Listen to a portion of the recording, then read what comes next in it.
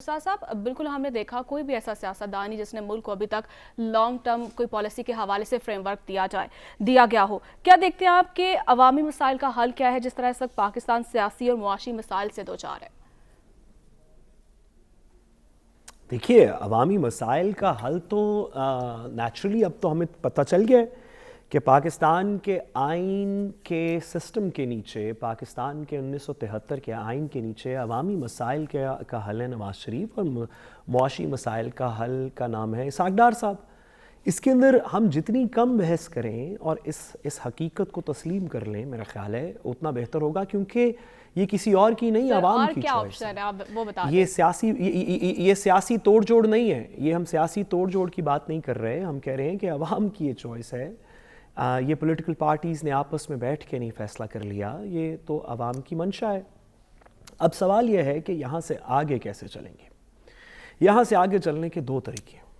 ایک یہ کہ وہ چند شرپسند عناصر جو نواز شریف صاحب سے ایگری نہیں کرتے، جس میں آہستہ آہستہ ہمارے اس پروگرام کے بھی 2 ساتھی شامل ہو گئے ہیں، ایسے شرپسند عناصر کو کسی طریقے یا نیشنل ڈسکورس میں سے آہستہ آہستہ خاموش کر دیا جائے، اور یا ان کو کسی طریقے جو ہم سوال اٹھاتے ہیں عوام بھی یہی سوال اٹھاتی ہے.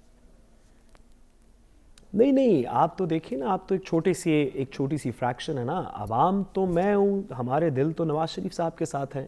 آپ تو ایک چھوٹی سی ایک ببل ہے نا. آپ کا تو کوئی زیادہ اس میں پولیٹیکل ویٹ نہیں ہے آپ کی اوپینین کا، کیونکہ بہت چند لوگ ہیں جو آپ کے ساتھ ہیں. باقی جھوک در جھوک لوگ تو زرداری صاحب کے ساتھ، اور شرجیل میمن صاحب کے ساتھ، اور بلاول صاحب کے ساتھ، اور مریم صاحبہ کے ساتھ، اور طلال چودھری صاحب کے ساتھ، اور ان لوگوں کے ساتھ ہے نا. یہاں پہ اصل عوام کا سرچشمہ ہے، اور آپ تو ایسی چھوٹے سے ڈسینٹ کر رہے ہیں.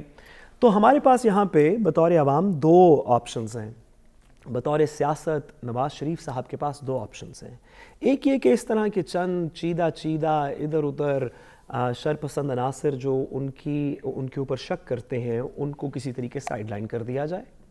اور دوسرا یہ کہ ہم اپنے اندر نواز شریف صاحب جو کہ already larger then life personality ہیں، وہ اپنے اندر مزید تھوڑی سی لچک پیدا کر کے ان سے بات کر لیں اور کہیں کہ او تم گمراہ لوگو، حسن اور عدیل، دیکھو ہم تمہیں راہ راست پہ لے کے آتے ہیں، اور یہ راہ راست ہے.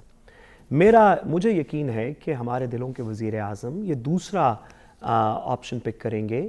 اور اب جب کہ وہ وزیر اعظم افیکٹولی ہیں ہی، یا ڈی فیکٹو ہیں، یا ان کی ایک پولیٹیکل کلاؤٹ ہے جو واضح طور پہ نظر آ رہا ہے کہ یہ